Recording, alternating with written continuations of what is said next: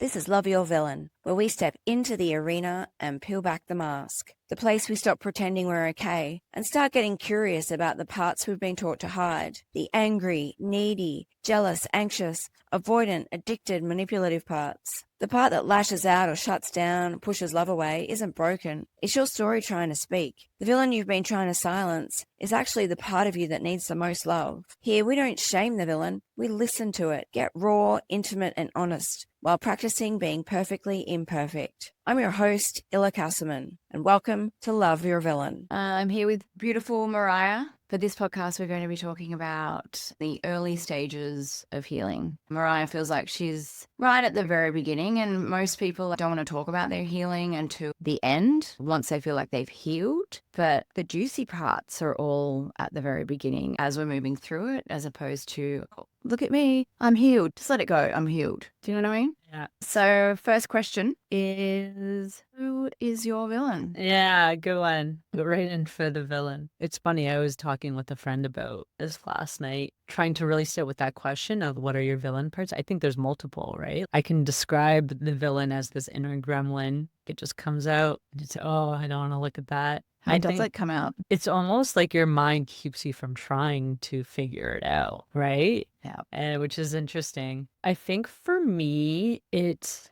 definitely this avoidant, angsty teenage girl. That's what I can describe her as. And it's leave me the fuck alone. Don't try to tell me what to do. More recently, that's come up in my life, and I'm able to name that because of what's happened in my life lately, which is being avoidant, getting defensive, letting these parts flare up in an attempt to protect myself, but rather it's actually just hindering my ability to fully show up and listen and be completely present with whatever's happening and trying to dig deeper instead of seeing the surface of it and getting mad about it. I have an impulse to just get angry and defensive for sure. Yeah. Do you have any method of controlling that? I'm working on it. Yeah. It's a work in progress. For me, what really helps is I need processing time. I can feel myself getting angry, and this is not helpful in the moment because it fuels a situation. So in the moment when I feel myself getting angry and reactive or defensive, I can sometimes stop that, but I go into a shutdown response. I don't say anything because you're going to say something silly or you're going to react a certain way that you might not feel good about later. And so I go into a shutdown response, and I need time, I need processing time. I was talking with a friend about how we have a real-time computing in a situation,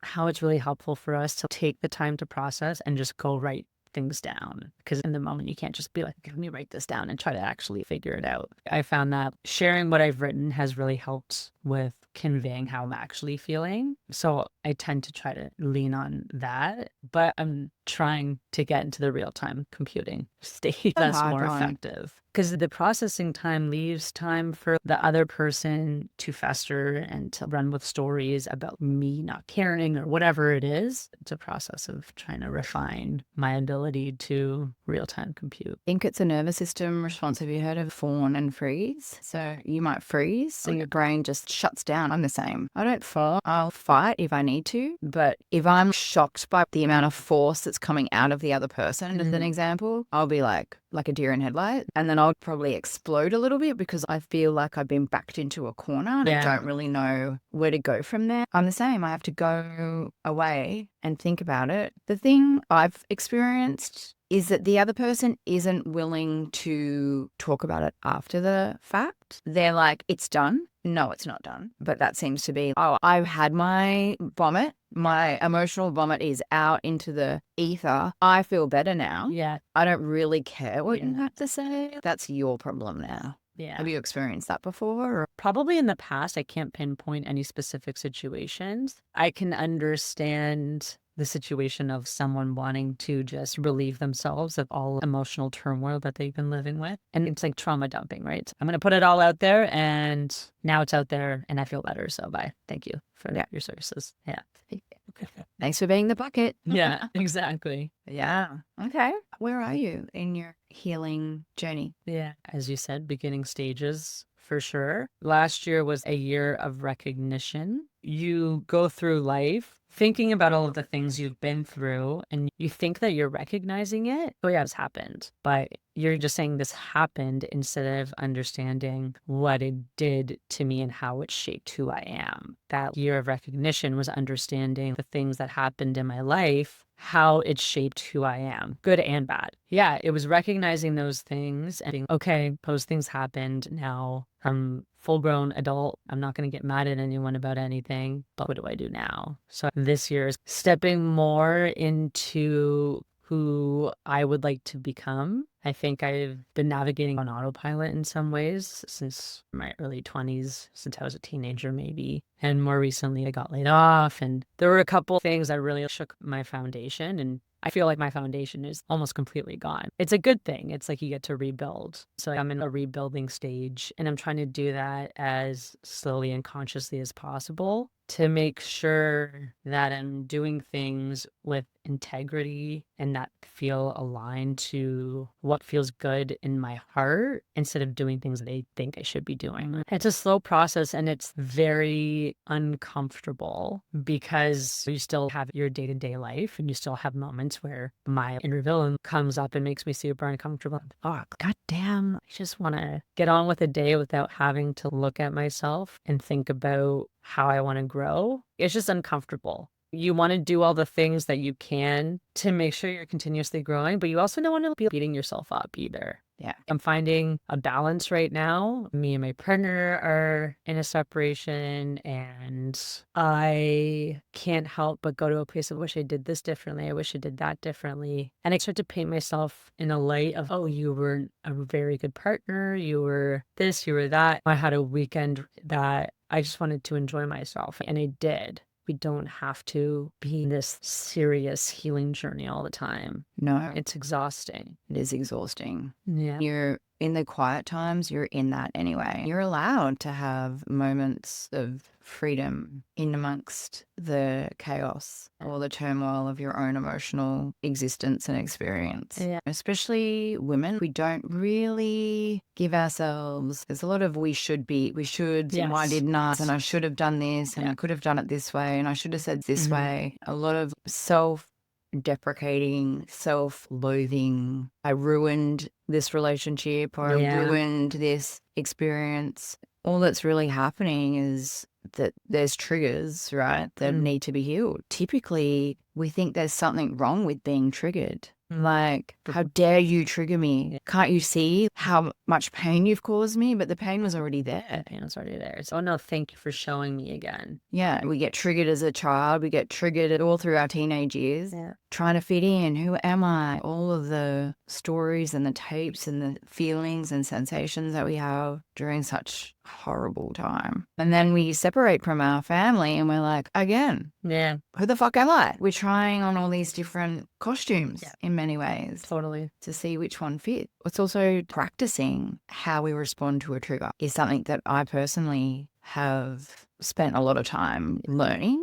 because it doesn't matter what happens. I get triggered by friends. I get triggered by work. I'm getting triggered all the time. Your old stories. One thing I have noticed is that the more I sit in the discomfort and welcome it and be like, oh, I see you, old friend, Yes. lurking in the darkness there. What are you showing me? What are you trying to teach me? What is it that I'm not listening to? Because that uncomfortable sensation is really just a guidance system, like a GPS. Yeah, exactly. It's like growing pains. You need to go through that discomfort to get to the other side. Something that I'm really trying to pay attention to is how my body's feeling in certain situations, because that discomfort is very physical for me. It's tightness in my stomach, my shoulders hunch, my neck becomes tense. I feel fatigued or uncomfortable. It's really tuning into that and using it as a guiding system, I think, is my next real opportunity for figuring out how to manage my triggers. I think for me, it's, oh, how am I feeling? And just sit with that and try to process in real time. Letting myself sit with that. You want to escape the discomfort. Yeah. So it's really trying to let yourself, and maybe even at first force yourself to sit with it. Yeah.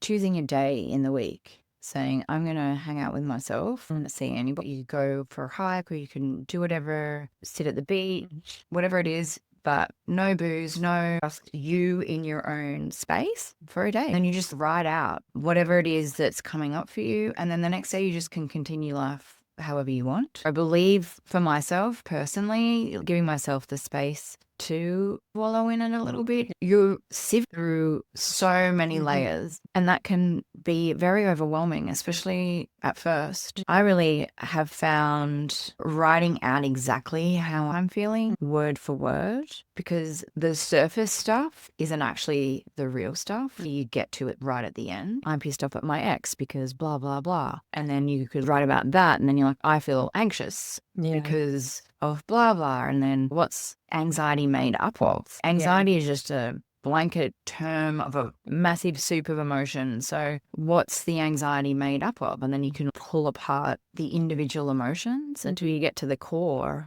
of whatever that is. And then you can ask the little girl or the teenager inside of you and be like, that was actually something that really landed for me, was discovering or hearing that my anxious attachment is a survival mechanism, and I'm actually not in that environment anymore. Yeah. And so really, I'm living in the past. I'm living in the hormones and the stress and the old tapes of the past, old belief systems that actually no longer serve me. So how do you rewire that so that you're moving forward and not always reverting to the past? It takes real intention and repetition. It's very repetitive. Very repetitive. It's funny, me and my friend were going through some stuff together last year, and we were like, we just need to rewire our brains and set up new systems in our mind that help us manage life better. And we were looking up how long it takes to rewire your brain. It's actually 6 months. 6 months of you creating daily habits of checking with yourself,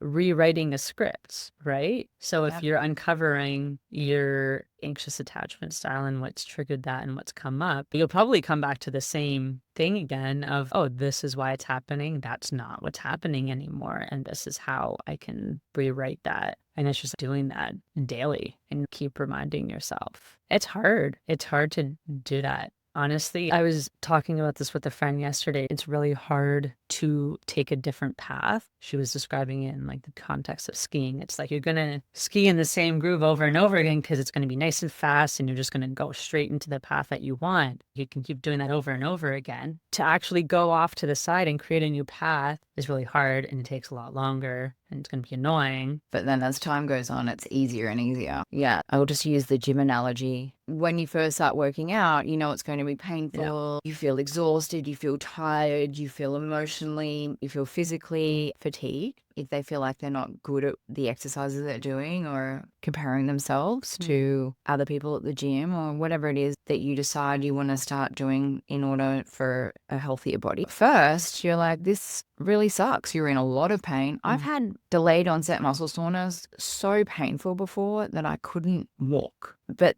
because I knew that exercise in the end, once that passes, I'm going to have stronger muscles. I'm going to have a better self-esteem. I'm going to feel better about myself. Who I see in the mirror is going to reflect back to me this other version of myself that I actually prefer. Stress reduces, better diet, all of the stuff that we all know scientifically is proven through regular working out. We just call that general physical fitness. And it's the same for emotional fitness. At first, it feels fucking horrible. No wonder we want to escape it. It's the worst thing in the world. But certainly as time goes on, and the more you come up against the same thing over and over again, you're like, oh, you again. And it does get easier. It's like having a heartbreak. The first time you ever break up with somebody, it's debilitating. You can't eat, you can't sleep, you lose all this weight, you hate your life, you feel hopeless, you're depressed. How are you ever going to get over this? You never think you're going to. I still physically feel that sensation when I think about the first time my heart was broken and how I was like, I'm never letting this happen to me again. Of course I have. But recovering from that now, yes, it hurts when I break up with somebody or if they break up with me. But I'm like, oh, I've been here before, Ila. I'm more comfortable to sit in that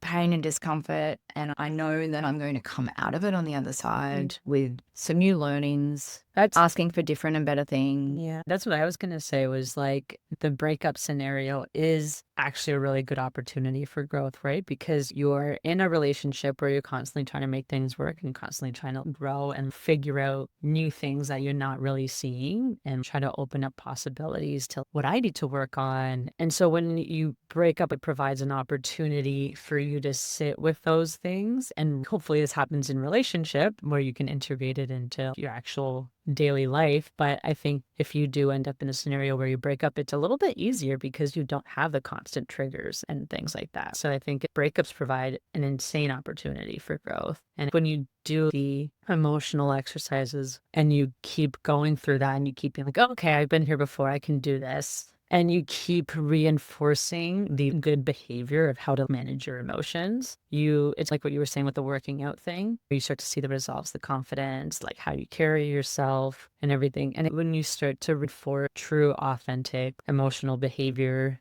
that isn't rooted in trauma or anything, it's coming from your soul and what you think is right, you start to see little synchronicities happen in the universe, right? Things start to pop up and opportunities start to pop up and things start lining up. And so there's that thing that comes up from you working out that muscle. There's like the physical part and then there's the universe part. Things just start lining up. And it's crazy what can happen when you start feeding into that fire. Absolutely. It's also how you know you're on the right path. Yes. When things it's like not hard work. Joe Dispenza actually says, I don't fully believe this. This isn't a belief system of mine, but I just think it's an interesting take. He says, I never work in a relationship. If I have to work, we're not on the same vibration. We're not on the same frequency. We're not together anymore. Something is off. He says, I'm going to go work on me and you go and work on you. Get back on your frequency. Yes. And then if we reconnect on that frequency again, great. But if not, peace out. Interesting. And That's a good way to so, look at it. yeah, with my last relationship, whenever we would have disagreements, something about me was off and something about him was off. We weren't on the same vibe. And I really noticed, especially towards the end, that we were so mismatched in our vibrational frequency that there was no possible way we could be together anymore. I find that an interesting take to look at it that way. But I also feel like you got to work together to get back onto the frequency if you want to be in that relationship. But you have to both be willing. You can't just be working on your frequency and yourself all the time and they're not doing the work. One thing that I've really noticed in my previous relationships is I do the work and they're not doing any work. Yeah. But it's really easy for them to drag me back down to whatever level that was because that's where they're comfortable. Yeah. And I'm like, no, come to me for about 3 years or something. Come to me. And then finally I'm like, oh, this is exhausting. You're not coming to me. I don't want to come down to you anymore. Yeah. Now we have to break up. And they're like, fuck, I can't believe you're breaking up with me suddenly. It wasn't sudden. I think it's an interesting point what was that guy's name? Dr. Joe Dispenza.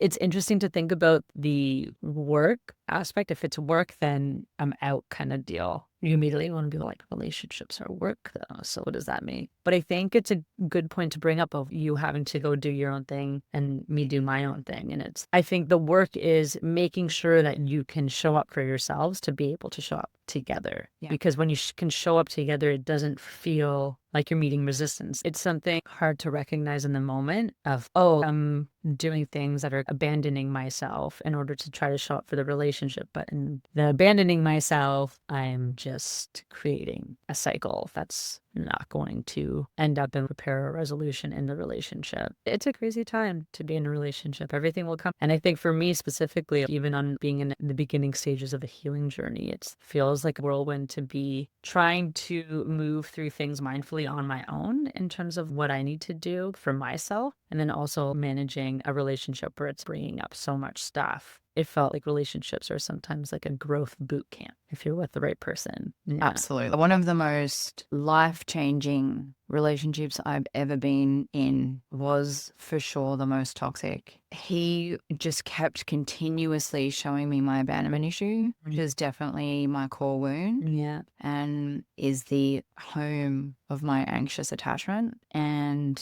he would love me up and then he would break up with me out of nowhere. And this is in my late 20s, early 30s, I would just be livid and shocked. And how could you? And you just said you loved me and now you're doing this. So this is very confusing. And I have no power in this relationship. And my only power was to physically release myself because I didn't have the brain power or the language to fight him verbally. And so I would lash out and he would stand there and just take it. Like, he never touched me. It was almost like he wanted to see who that villain was. And the day that the villain really, it was like the last straw. My villain was like such seething, dirty rage. And he locked me in a room, punched my hand through the glass door to get out. And we both he was on the outside, I was on the inside, and we both just stopped yelling at each other. And he was like, wait, and just opened the door and like gradually got my arm out and pieced the glass out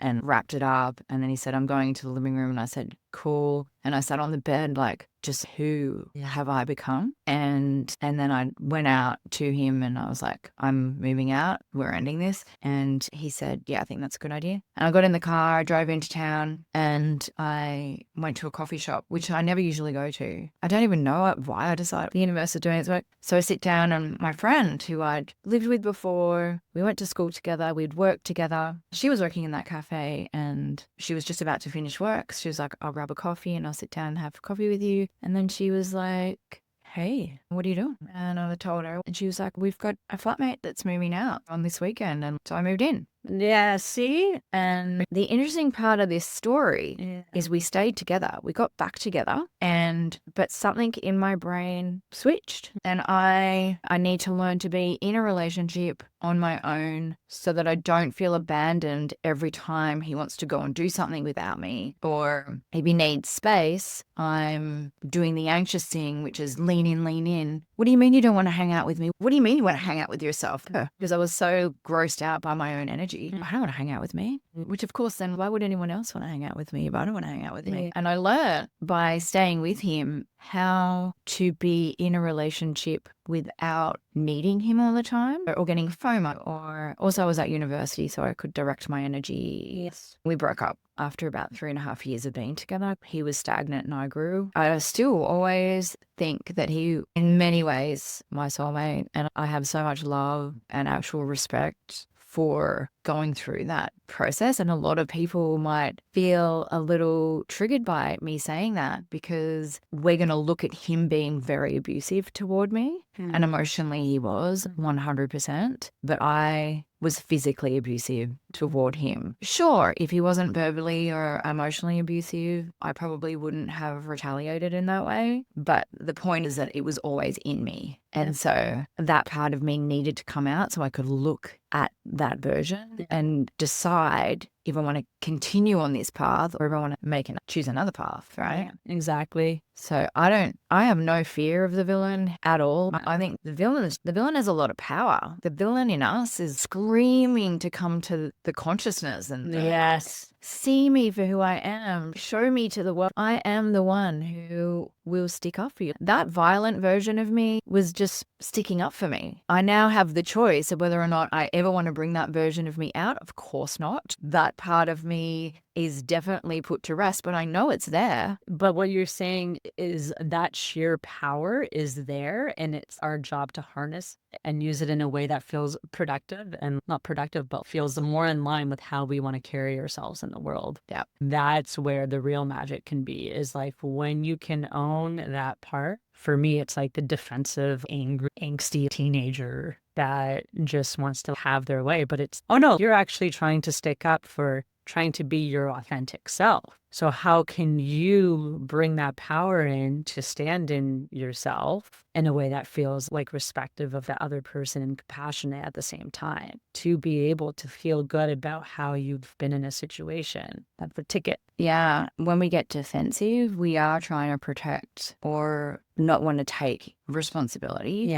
for our part in the story. It's a really hard wall because we're like, but this isn't my fault. But this isn't, but you, but you know what I mean? Oh, yeah. The hardest part about that is to understand that even if your version version is 100% your version, you're going to always see whatever scenario plays out that's where you've been triggered or they've been triggered or however it rolls, that no matter what, you're always going to have your version and they're always going to have their version. And their version is very real for them and your version is very real for you. And quite often when we're defending our position, we're so busy defending ourselves that we're not even hearing what that other person is. We actually don't really fucking care. We're like, my way or the highway kind of thing. I have learned to understand that now when I want to prove my point continuously to somebody, I'm like, hang on, this is real for them too. Like, have an adult conversation. I've been in arguments where they're so defensive, there's just no way they can see my side of the story. And so I'm just yelling or trying to converse to a brick wall. And then I have to come to the understanding that they're never going to see my side of the story. And whether or not I want to be involved with somebody like that, I don't probably want to, because you want to be with someone who is open and willing to end up seeing your side of the story. I think in arguments, when we are defending, it's probably okay because it is a survival mode response. But again, if there's room to take the space and rethink about it and then come back, if you get down on yourself about being defensive, part of that is that, why am I defending myself right now? What is it about this that I'm getting so defensive over? And why? Because that's your survival mode. Why am I in survival right now? It's never about them. No. And it sneaks up on you, right? You don't often recognize you're in survival mode. No. Yeah. You think you're somehow getting your power, or you're sticking up for yourself, or you're sticking up for someone else, or it becomes a weird, vicious cycle of always trying to prove a point. It's funny, the debating of trying to make someone see your point. I grew up in a household of Greeks, and our dinner table was always a debate table. I was always the silent one because I could see my sister would end up in tears trying to argue her point. My dad's yelling, brother's yelling, and it's not in any way like vicious or malicious or anything. It's just, we're Greeks, we yell. Everyone wants to get their point across, and yeah, you're right. It somehow feels like the yelling is going to make someone turn around and be like, oh, you know what, you're right. But it's actually the opposite effect. And I remember just sitting there, always being silent, because these motherfuckers, they're all just trying to argue their point, and every one of them thinks they're right, and every one of them thinks the other one is wrong. And there's going to be no getting anything across. And I find that, yeah, exactly what you said, taking the space. I find that in situations where I shut down in a defensive mode, sometimes it's not even that. If I do feel in my heart that this is something that is like a non-negotiable and is true to me, then I actually won't keep trying to argue. I will see that the other person's not getting it, and I will go silent, because I know you got to give things space and time. I think it's one of the most important things. It's really hard for us to slow down, especially today. We outsource everything right now because we're working so much. We outsource our laundry, our grocery shopping, takeout, everything. We leave no space to have these contemplative thoughts when we're doing our laundry, or when we're washing the dishes, or when we're going groceries. It's meditative, but it also allows space and time for things to settle. We're constantly stimulated, and we're constantly trying to solve some sort of problem in our mind. You can come to resolution in some ways if it's not forced, and if it's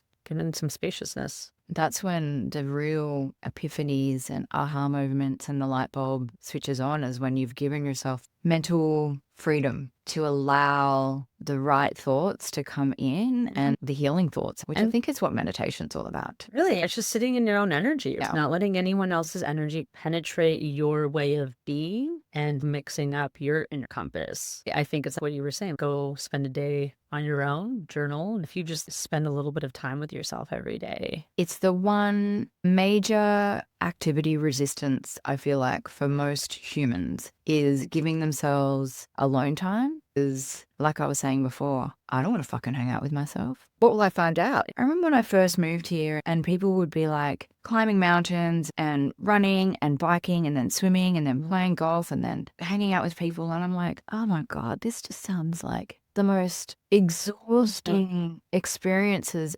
ever. And then I started meditating, and they'd be like, what did you do this weekend? I'd be like, nothing really much, meditating. And they're like, oh, I couldn't meditate either. But yeah, just so much avoidance. It's a lot of avoidance, and it's a lot of stacking your schedule. I've heard her is super productive and is super on top of his life. He's writing, he's doing voice acting and this and that. And I sometimes would be like, oh my God, what am I doing? I'm just trying to get up and make breakfast. And he's already done 3 things. And you have to also go at your own pace with things. I think that's a big thing I've learned is I like to spend 2 hours in the morning. I'm jobless right now, so I have the grace to be able to do that. But yeah, chill, drink some coffee or tea and make my breakfast, journal, play my music, dance, stretch, and just be with myself and not feel like I have to do something. I need spaciousness. And I think that's something I'm craving right now in the stage of my life. I've done the thing where I wake up, I chug 2 cups of coffee, and then I go straight to work, and then I get right into it. And then I come home and make dinner, I go to the gym, and then I go to sleep. I've done that. And now I'm like, oh no, like space is good. Time is good. Spaciousness is important. Going for multiple walks a day is important. And yeah, just being able to be with yourself is important. Yeah, absolutely. And that's where all the healing really is. For me right now, doing this podcast, writing the book, doing Instagram, doing all that stuff, and also treating patients with osteopathy, my bread and butter work. I wouldn't be doing all of these other extracurricular activities outside of my money-making job if I wasn't feeling this deep draw that this is something that I'm meant to be doing most likely for the rest of my life. If I didn't feel that, I would be doing something else. And is getting up and doing those things is because they're like being drawn, like there's a pull, the gravitational pull for him to do those things. Totally. Otherwise, he'd be sitting on the couch drinking coffee. He operates in a different way. And that's going to ebb and flow too. Will he always operate like that? Maybe not. Maybe there will be a period where he'll move slower. There probably was a point for you where you got to spend a lot of time with yourself to be able to get to this point, to have these insights come through and be able to write a book and be able to sit and be, okay, now this is what I'm doing. I spent 2.5 years in this house, meditating, sitting, drinking coffee and contemplating life and feeling the feels. It was COVID too, so it was a lot easier. True. But now I'm really good at saying to myself, I love my friends, I want to hang out with them, but do I have the energy and the space? Am I going to leave feeling like I've given enough and that I'm not taking from, or people aren't going to be taking from me? Or do I need to stay at home and watch some TV or do work or whatever it is I need to do? I've gotten really good at being able to discern what I actually need as opposed to what other people need me to be doing. And that's a huge skill. I was talking with a friend about this, how it's harder going off the beaten path and it's harder to create the boundaries of what you need. It's very difficult because you want to keep giving, and you want to keep giving because you also think that it's a give and receive, but you have to make space to also give to yourself. We're always giving. This is the downfall of the people pleaser. You're always giving because you feel like you have to give more in order to feel loved or liked by the people that you surround yourself with. And then you get depleted because you're giving so much. And then there's an expectation that whoever you're partnered with or the other people in your life, there's an expectation that they're going to actually give that energy back to you because you've given so much. Of course, it's going to be reciprocated, but that's not how it works. Then there's this disappointment, like, how dare, and almost like an accusational, you don't do enough for me. You're not a good partner to me. You're not a good friend to me. I'm feeling depleted from this. You're not giving back to me in the same way that I'm giving to you. But the real truth of the matter is that you're not giving back to yourself the way that you're giving to. We can't expect people to give us energy back in the exact same ratio that we're giving to them. That's huge. It's massive. It's huge to be able to recognize that. To be in the mindset of giving without expectation is, I feel like it's almost impossible, right? What am I going to get out of this? You know what my worst is with sex? I'm giving you fellatio, and therefore the expectation is you're going to give it back to me. I have a real issue with always being the one giving the oral sex but not receiving back. I've been with so many men where there is that expectation if they go down on you, you have to go down on them. I see what you're saying. You want to believe that people are doing things because they want to do them, not because they're expecting something in return. Yeah. That's where that comes in, right? The wanting to give and then be like, oh, I'm putting so much into this friendship and I'm not getting much back. Yeah. You have to understand what your balance is. What am I able to give without expectation of anything back? Because there's a line. There's that line. And then if you're expecting something, then maybe you can do something more. But you have to identify that line of how much can I give without expecting anything back? Then you have to cut yourself off type of deal. I don't think anyone can just give everything all of the time and still be okay. You have to find a balance that's right for you. I see women as mothers, especially they're giving and giving, and there's some shame and guilt around having space from their baby, especially when the baby is a newborn. You need to fill your cup. You need to go and do something that is for you so that you don't get mum rage. Women, we're so good at the shame and the guilt. And it's almost like a martyr thing. I'm doing so much for you. I don't know if it's a martyr. I don't know. We're just really good at shaming ourselves into, I should be doing more. It's crazy. And it's funny, the women that I've been talking to recently, it's such a theme right now for me to be hearing how women are constantly trying to give at the expense of their own well-being. It's like in our DNA. I'm hearing it from a lot of women. And I don't know if this goes for any woman. Everyone's very different. But what I was saying with a friend was it comes from this wanting to people please. There's a stubbornness that I have. If I'm presented with a situation in relationship or whatever, that if something is coming up that I see as a challenge to overcome, then I will do what I can to overcome that challenge and take that opportunity for growth and try to have the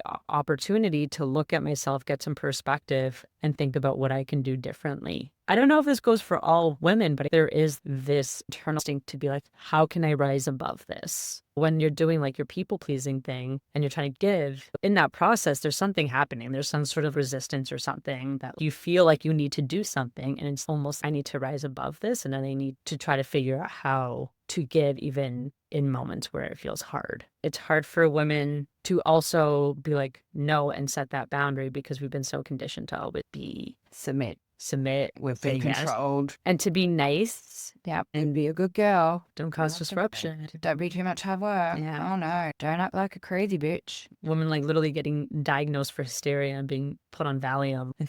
When the cure was an orgasm. When you think about it, there's only 4 generations women who are coming out of like corporal punishment and being disciplined by their partner. And that's not much. There is research on the male sperm and generational trauma going back 4 generations. I guess Gen Z are the end of that trauma. If their family is doing the work, resolving their own generational trauma, if they're not doing the work for their children, then that's just passing on. I just find that so fascinating. I also have been having a lot of conversations lately about how women are so much more emotionally intelligent than men are. Really, it's just because they haven't had to be emotionally intelligent. They've put themselves in positions so long. I don't know the exact time frame, but I just like to say eternity, where they haven't been called out for their shit. They haven't been asked to be better and to grow and move beyond this basic emotional phase of anger and rage and blame and unaccountability and irresponsibility. When they do get us to step up, too much hard work, you're behaving erratic and irate and nuts. I can just leave this relationship and go and find somebody who is willing to put up with that shit. And because we have been trained to put up with that shit, it's very easy for them to go and find another hottie to go and shack up with and going to put up with that. But what's happening is women and the feminine is like emotionally become so acutely emotionally aware of this behavioral pattern that we're asking these guys to step the fuck up. And we're not wanting to be in relationships with these people who aren't wanting to grow, who aren't wanting to be emotionally smart. Intellectual intelligence was so massive, and now it's becoming emotional intelligence. Anyone can look up Google, let's just say the human body. I don't know any parts of the human body. So I'm just going to jump on Google and look up the bones or look up the muscles, and you can learn that. It's very simple. Emotional intelligence. Not so simple. But I do think that men are becoming a lot more aware of the need for exercising that muscle. Yeah. It's a process. And it's always like this serious pendulum swing. It always goes extreme to one way and then it goes extreme to another way. Not heavy into, the book smart. Now we're going to the emotional intelligence. I'm really grateful for the men that are doing the work to do that. It's really important to have safe men that are very aware. And when you mentioned the Gen Z thing, it's crazy to think of that generation and how they're really setting the bar high for what they're willing to deem acceptable anymore. It's no, we're not letting that shit slide anymore. It's like that day is done. The boomer phase of this is too sensitive and la la la. The pendulum is going pretty hard one way and being extra cautious of sensitivity, but that's how it has to go sometimes. And it'll balance out. Who knows if it'll actually ever stay close to the middle. I'm specifically grateful for men that are doing that work and who are really trying to stop and listen to make up for the arrogance that is men for quite some time. And it exists still. Oh, So yeah. hard. I've worked in male-dominated industries where I'm like, you're stuck in the past and you can't let go. And you are terrified of what it means to let go and look at something that could be different. And some people just aren't ready for that. And that's okay. I just want to be in my circle of energy. No, you're not in my sphere. Thank you for coming. Thanks for having me. Been so cool. Yeah, Good convo. good combo indeed.